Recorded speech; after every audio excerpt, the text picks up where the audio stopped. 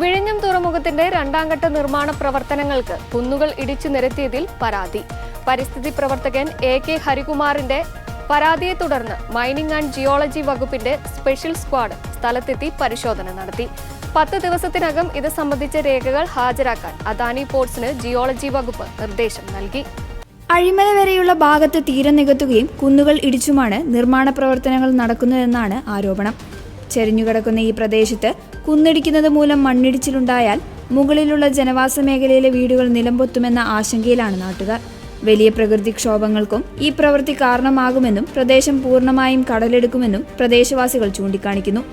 തുറമുഖത്തിന് ബർത്തടക്കം നിർമ്മിക്കുന്നത് തീരം നികത്തി ആയിരിക്കില്ല എന്നും കടലിൽ തന്നെ ഡ്രഡ്ജിംഗ് പ്രവൃത്തി നടത്തുമെന്നുമായിരുന്നു കരൺ അദാനി വ്യക്തമാക്കിയിരുന്നത്. തീരപ്രദേശത്ത് ഭൂമി ഏറ്റെടുക്കേണ്ട ആവശ്യം രണ്ടാം ഘട്ട നിർമ്മാണ പ്രവർത്തനത്തിനില്ല എന്നും M. വിൻസെന്റ് MLA സ്ഥിരീകരിച്ചിരുന്നു. എന്നാൽ ഇപ്പോൾ യാതൊരു അനുമതിയുമില്ലാതെ ഭീമൻ കുന്നുകളടക്കം ഇടിച്ച് നിരത്തിയാണ് നിർമ്മാണ പ്രവർത്തനങ്ങൾ പുരോഗമിക്കുന്നത്. ഹരികുമാറിന്റെ പരാതിയെ തുടർന്ന് ഈ മാസം 1-ാം തീയതിയാണ് മൈനിംഗ് ആൻഡ് ജിയോളജി വകുപ്പ് സ്പെഷ്യൽ സ്ക്വാഡ് സ്ഥലം സന്ദർശിച്ചത്.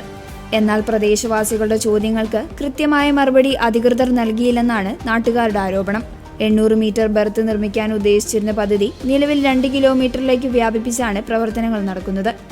തമിഴ്നാട് സർക്കാർ പാറ കൊടുക്കാതെ വന്നതോടെയാണ് പ്രവൃത്തികൾ നിലവിൽ താൽക്കാലികമായി നിർത്തിവച്ചിരിക്കുന്നത്.